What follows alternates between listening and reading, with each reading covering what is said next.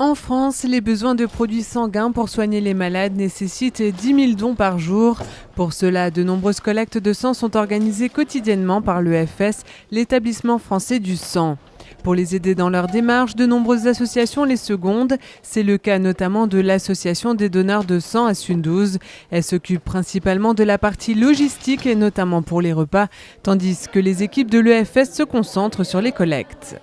C'est important parce que c'est d'abord la matière première qui nous compose et je dirais qu'on en a essentiellement besoin, beaucoup besoin d'abord pour tout ce qui est opération.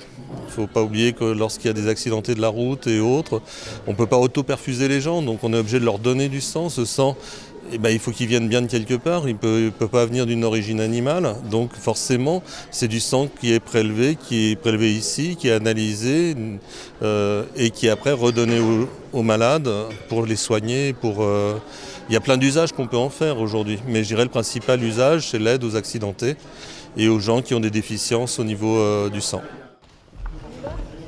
5 collectes par an sont organisées à Sundouze. Elles permettent de toucher entre 60 et 90 donneurs réguliers.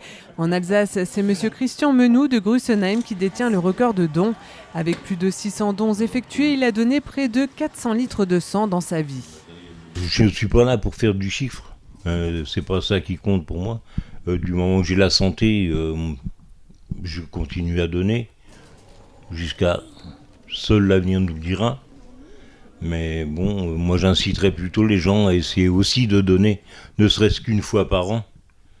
Si tous les gens qui se disent donneurs pouvaient donner ne serait-ce qu'une fois par an, ce serait déjà une bonne avancée pour le don du sang.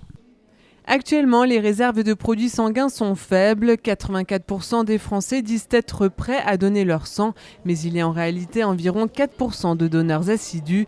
Dans le Grand Ride, plusieurs collectes sont organisées régulièrement.